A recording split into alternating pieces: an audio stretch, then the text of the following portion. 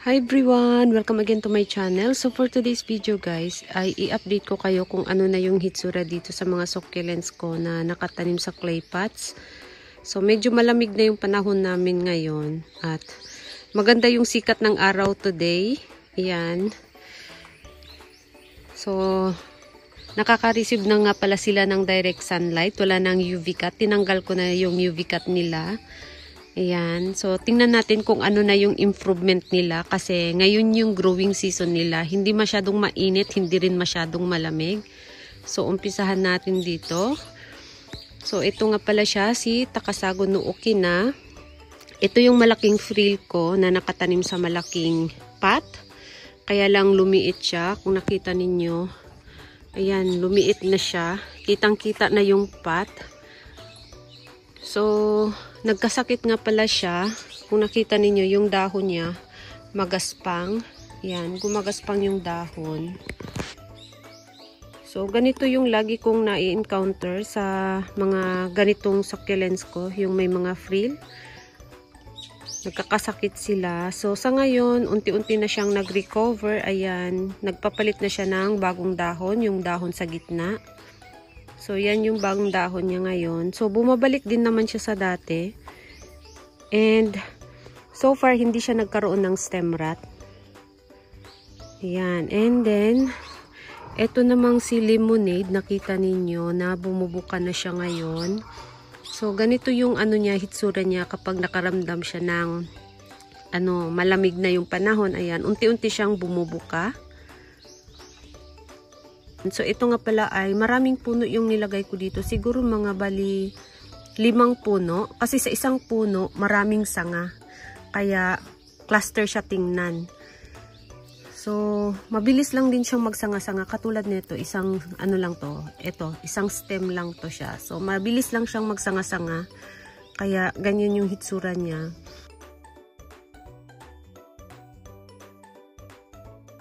And then, ito namang si Onslow na may kasamang mga ruby necklace. So, kung nakita ninyo, mahaba na yung mga ruby necklace. So, mayroon akong video neto na ginawa na napakakunti lang yung ruby necklace. Yung mga na-damage na ruby necklace, dito ko nilagay. So, ganyan na siya ngayon, guys. Yan. Tapos, malaki na rin ang mga Onslow. Yan, malaki na. So, naglakihan na yung Onslow. Yan, maganda na siya tingnan, oh. Yan, kapag ganito. Tapos, dito naman, si Peach Pride. Pati yung mga babies niya, ayan. Malaki na rin. So, nung nilagay ko siya dito dati na, hindi pa kita yung pot. Ngayon, ayan, nakatabon na sa pot yung mga babies. Tapos, yung mother plant, malaki na. Sobrang laki na. Ayan. Tapos, may, siya, bulaklak siya. Ayan. Namumulaklak siya ngayon. Tapos, may kinain dito ng uod. Ayan. Kinain ng uod. Nawala yung pinakagitnang rosette. Pero ito si Peach Pride, mabilis lang din naman to siyang magkaroon ng mga suloy sa stem. Kasi nawala yung rosette dito. So, ayan, magkakaroon siya ng mga maraming suloy dyan sa stem. So, ayan, antayin natin.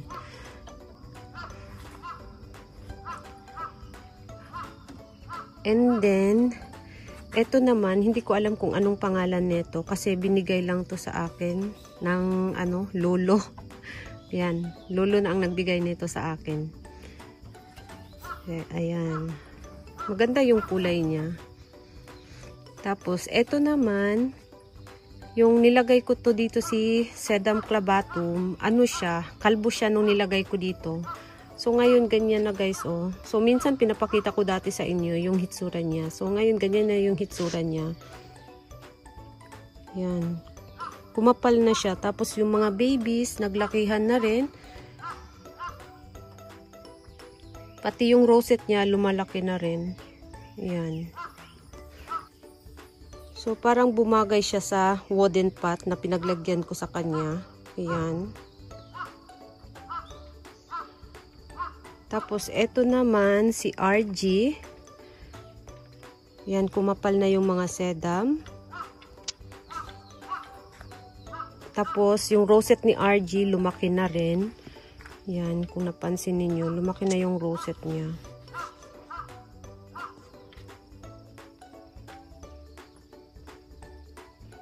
So, yung mga sedum, ayan oh, naghabaan na siya. So, pwede na siyang i-cuttings ulit. So, ayan guys. At nagpipink na rin yung dahon niya sa dulo. Ayan, nagsimula na siyang magpink sa dulo. Pero mas maganda pa talaga ang kulay nito sa gitnang rosette, nagpipink. Ayan. Lumaki na yung rosette niya. Kumakapal na siya. Tapos, si PVN, ayan, lumaki na siya ngayon.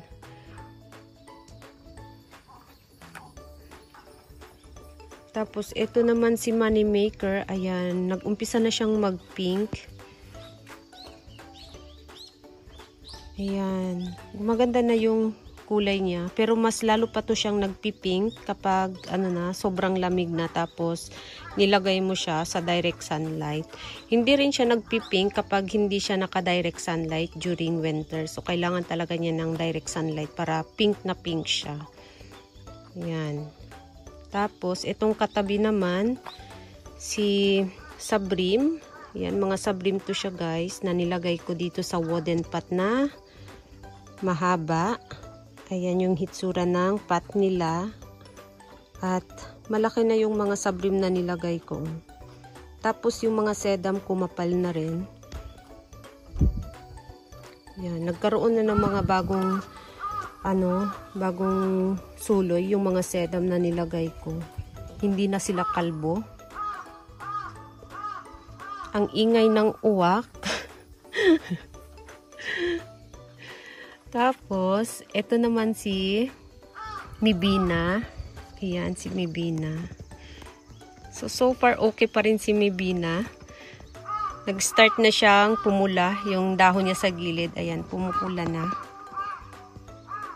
Tapos, yung rosette niya ngayon, medyo lumaki ng konti. Ayan. At marami siyang mga bagong babies. Ito, mga bagong babies to. Ito. Marami siyang mga bagong babies dito ngayon. So, mas lalo pa to siyang magsikipan kapag yung mga baby maglakihan na. Kasi maraming mga babies yung mga lumabas. Ayan, dito rin. Yung mga ito, ganito. Mga baby niya yun. Ayan, ito rin. Tapos, si Kisiringiana. Ayan, ito si Kisiringiana guys. Lumalaki na yung rosette niya. Kung nakita ninyo, ayan oh. Nung tinanim ko siya dito, medyo may may space pa. Medyo magkalayo pa sila. Ngayon, ayan na. Ganyan na siya kalaki. Makapal na siya. At may mga bagong babies na rin. Ayan oh, yung mga naipit sa ilalim. Ito, baby yan, bagong baby. Ito, may baby dito. Ayan. Tapos, ito. May mga pasulpot-sulpot na ng mga babies. So, ayan. Ganyan siya ka-chubby ngayon. Tapos, ito naman siya. Si Frulifica. Ayan. So, kinatings ko nga pala to. Tapos, yung mga kinatings ko dito, tinanim ko sa gilid ng bahay. So, ito na yung hitsura niya ngayon. Ayan, tumataba na si Frulifica. Lumalaki na yung mga rosette niya. Ayan, tapos nagkaroon na rin siya ng mga bagong babies. So, nung kinatings ko siya, may mga dahon na, mabilis lang kasi siyang maglagasan yung dahon. So, ito yung mga dahon na natanggal. Ayan.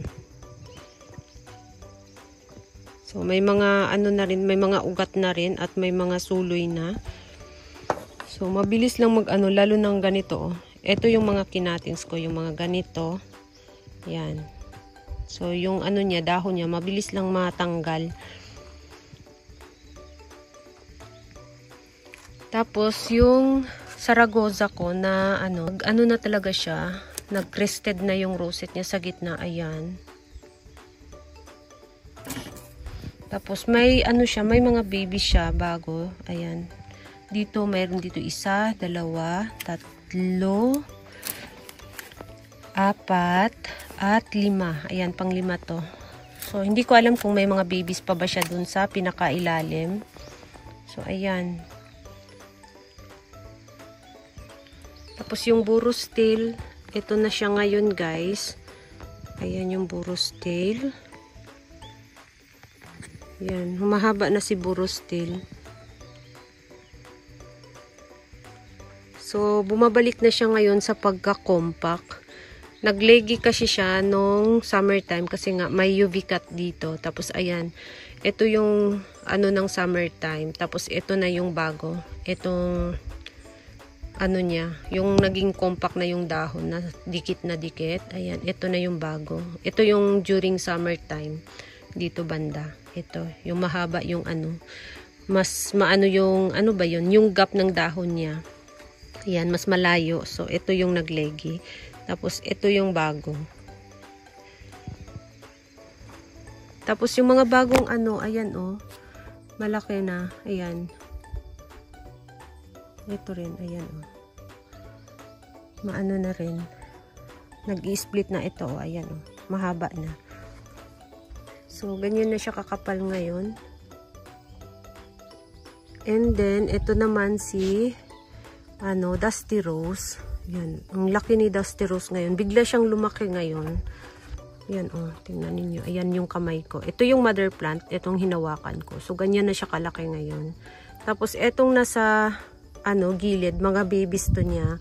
Kaya lang hindi na siya nakakonek sa mother plant. Kasi, tinanggal ko siya sa mother plant. Ayan. So, diba? Maganda yung rosette niya.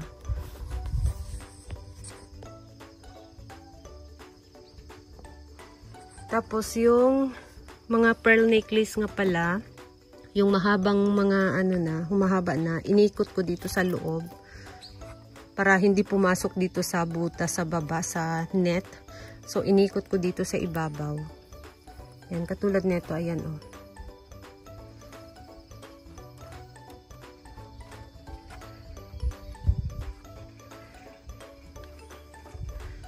Tapos, ito naman siya si Blue Elf.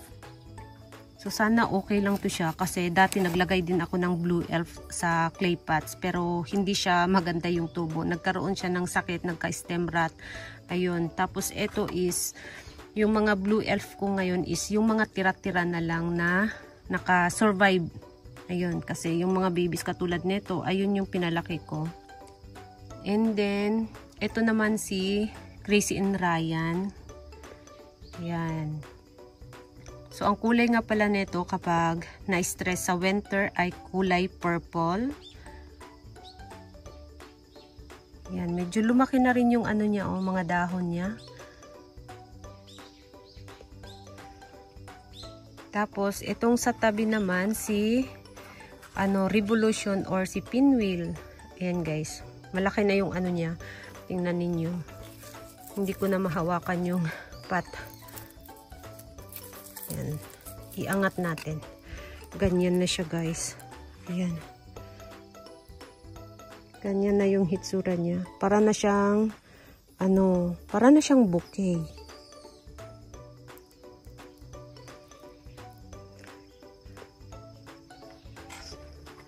So, sobrang kapal na niya at lumaki na yung rosette niya. Na dati, last year, tiklop na tiklop yung rosette niya. Ngayon, ayan naman. Sobrang buka na. Malaki na. Tapos, itong katabi naman, si Allegra. Ayan, guys. Oh. Ang ganda, oh. Naging bouquet na. Ayan, mga bouquet na sila.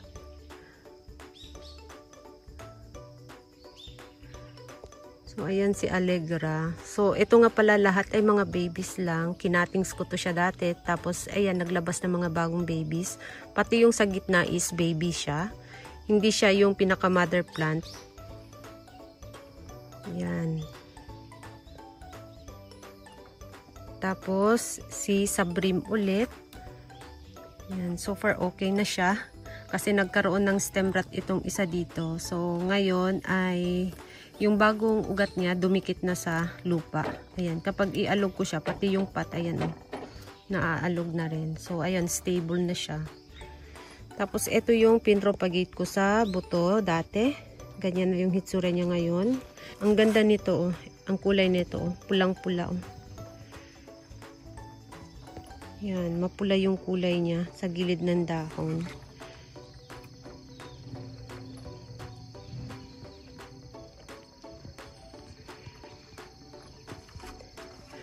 Tapos, meron ako ditong si Bloody Maria. So, ito nga pala si Bloody Maria. Ang bagal niyang lumaki dito. So, parang hindi siya nahiyang dito sa pot na to. Kasi nga, ang liit niya, tapos ang laki ng pot. So, dapat siguro ilipat ko na siya sa medyo maliit na pot. Yung tamang-tama lang para sa kanya. So, palitan ko na lang to siya ng bagong succulents dito. Ayan, tanggalin ko siya kasi matagal na siya dito. Nung spring pa nilagay ko siya dito, hanggang ngayon ganyan pa rin siya, wala masyadong improvement. Tapos ito naman siya si Old Egg. Ayan si Old Egg, guys. Unti-unti nang nagda-dark yung kulay niya ngayon. Ayan, at nagchabi-chabi na rin siya. Ayan, mas malaki na siya ngayon compare dati nung bago siyang tanim dito. Ayan. Tapos si Musan. Yan yung mga baby ni Musan. Malaki na. Yung 4 niya na babies. Tapos yung sa gitna, yan yung mother plant. Yan. So, ito yung pinaka mother plant ng mga Musan ko. Yan. Ito lang yung binili ko. Hanggang ngayon, okay pa rin siya. Buhay pa rin siya. So, ito mga babies na. So, yung mga nakalagay sa ibang mga arrangement, yun yung mga naipropagate ko na Musan. Tapos, ito naman siya si Red Velvet. Tingnan niyo si Red Velvet. Meron na siyang stem. Ayan. Nagkaroon na siya ng stem sa ilalim. So, tinanggalan ko nga pala siya ng mga dry leaves. Ayan. Kita na yung mga ugat sa ilalim. Oh. So, ito hayaan ko lang siyang humaba yung stem. Tingnan ko kung ano yung magiging hitsura niya. So, hanggat hindi siya magkasakit dito, ay hayaan ko lang siya dito sa pot na to. Ayan. Hanggat okay siya. And then, si ulit, Lovely Rose. So, gusto ko sanang dagdagan ng Lovely Rose to kasi ayan may marami pang space para maano siya tingnan. Maganda siya tingnan. So, ayan. Nagpropagate pa kasi ako ngayon ng Lovely Rose. So, sa lahat dito, ito yung pinakamalaki. Ito yung bukang-buka. So, tingnan natin dun banda sa likod. Tapos, ito naman siya, si Golden Glow. So, 5 nga pala to siya dito. 5 stem, 5 babies. Kaya lang nagkaroon ng stem rot yung isa dito. So, ito na lang yung natira. Yan, pumupula na yung dahon niya sa gilid. Tapos, itong katabi, si Purple Delight. So, ang laki ng rosette niya. Mahaba na rin yung stem niya. Yan. Tapos, meron ulit akong takasago no okay na. So, malaki na yung baby niya. So, ito siya, nagkasakit din siya, pero hindi gaano na katulad nung kanina. Yan. Hindi masyadong marami yung niya, yung mga dry leaves, tapos mga, yung mga spang sa dahon, tapos mga dot-dot. Hindi masyadong, siya, napuruhan. Ayun, kumbaga. Tapos, meron ulit ako dito. Ayan, naging bonsai na to. Medyo matagal na kasi yung lupa nito. Last year pa. Kaya, ayan. Hindi siya masyadong lumalaki. Naging bonsai na. So, ito rin, mga propagation ko rin to siya sa Ayan. Gusto ko to siya palitan ng bagong lupa. Kaya, ayan. Dry na dry. Ayan, napaka-soft ng kasi papalitan ko ng bagong lupa, kaya hindi ko muna diniligan. Mas maganda kasi kung dry siya, tapos tinanggal ko siya dito. Ayan mas mabilis lang tanggalin yung lupa, kaya hindi ko muna diniligan. At hindi ko rin to sila pinapalaki ng sobra, na katulad ng iba. Gusto ko sila maging compact lang, kasi nga marami sila. Ito naman si Agavoides Cross Polydonis. Maganda yung niya, makinis na siya ngayon. Yan. Pumupula na rin yung dahon niya sa gilid. Tapos, si Jaceray. Yan, nagpipink na yung dahon niya.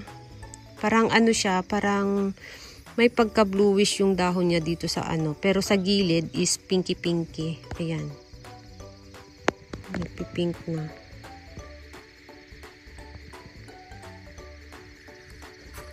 Tapos ito namang sa likod ano to siya.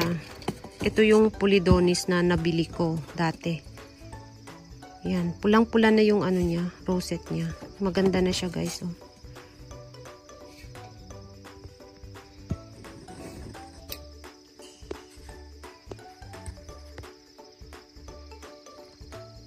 Tapos yung katabi naman niya is si Colorata Braditi. Ayan, malaki na rin si Colorata Braditi. Yung nasa mini greenhouse ko, ang bagal lumaki. Parang ito lang siya, yung medyo mabilis lumaki. Ayan, parang nahiyang siya dito sa pot na to. Ayan, ang ganda ng ano niya. Ang ganda ng rosette niya.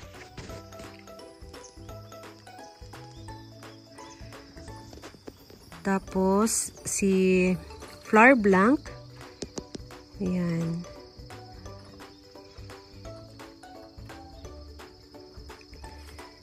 And si Monroe. So, ngayon, unti-unti nang nawala yung pagkatabingi ni Monroe kasi nung summertime talagang sobrang tabingi niya. Ngayon, unti-unti na siyang patayo. Ayan. Nagkaroon kasi siya ng mga dito sa gilid, ng mga dry leaves, kaya naging tabingi siya. So ngayon, unti-unti na siyang patayo yung hitsura niya. Yan.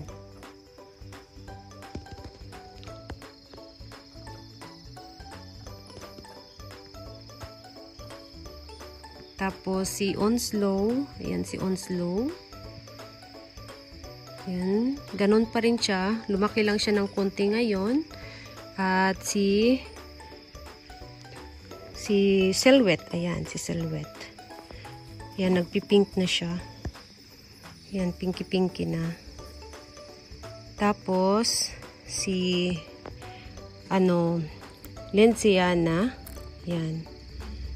Kumukulay na rin si Lenciana. Pumupula na rin siya. Maganda yung kulay ni Lenciana.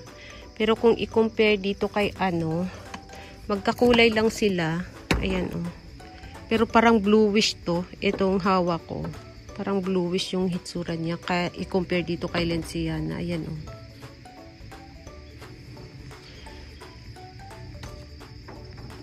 Tapos, sino nga to siya? Si Agaviris Miranda. Ayan. Nag-start na siyang magkaroon ng mga kulay. Ayan yung dahon niya. Pumpula na. At malaki na yung mga babies. Naglakihan na yung babies. Yung dati na bago. Hindi pa nakalabas. Ayan. Hindi pa nakalabas guys. Hanggang ngayon. Nandun pa rin sa ilalim na ipit. So ayan yung mga babies niya. Tapos si Leticia. Ayan. Si Elegance, ayan, bukang-buka na si Elegance ngayon. At si Ebony, malaki na si Ebony. Ayan, matigas na rin yung dahon niya. Matigas na tingnan. Ayan.